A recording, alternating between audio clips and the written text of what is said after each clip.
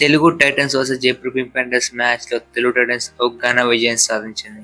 పీకేసీఎల్ డ్యూయల్లో Telugu Titans వాళ్ళ మొట్టమొదటి విజయం నమోదు చేసుకుంది. వరుసగా 2 మ్యాచ్లు ఓడిపోయిన తర్వాత తెలుగు టైటన్స్ కి ఇదే ఓ ఘన విజయం చెప్పుకోవచ్చు. ఆఖరిలో నువ్వు నేను అనుకున్న మ్యాచ్ లో తెలుగు టైటన్స్ 5 పాయింట్లతో గెలిచింది. అయితే ముందుగానే చెప్పుకున్నాం, విజయ్ మాలిక్ అలాగే భరతుడు యాడ్ అయితే ఈ తెలుగు టైటన్స్ ని రేటింగ్ లో ఆపేది ఏ టీం లేదు. ఈ మ్యాచ్ లో కొన్ని ఇంట్రెస్టింగ్ మూవ్స్ చేయడం ద్వారా తెలుగు టైటన్స్ ఈ మ్యాచ్ గెలిచిందని చెప్పుకోవచ్చు.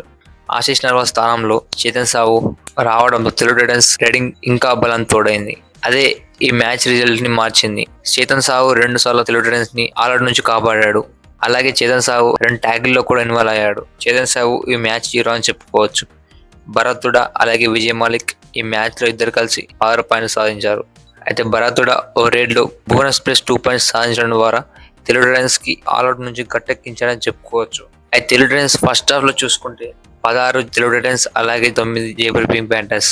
కానీ తెలుగు టైటన్స్ మళ్ళీ ఆ మిస్టేక్ కొనసాగిస్తుంది. సెకండ్ హాఫ్ లో తెలుగు టైటన్స్ అంత గొప్ప లేదు. స్టాట్స్ చూసుకుంటే అది ఈ మ్యాచ్ లో కూడా కనిపించింది. కానీ కేవలం 5 పాయింట్ల తేడా తెలుగు టైటన్స్ ఒక ఘన విజయం సాధించిందని చెప్పుకోవచ్చు.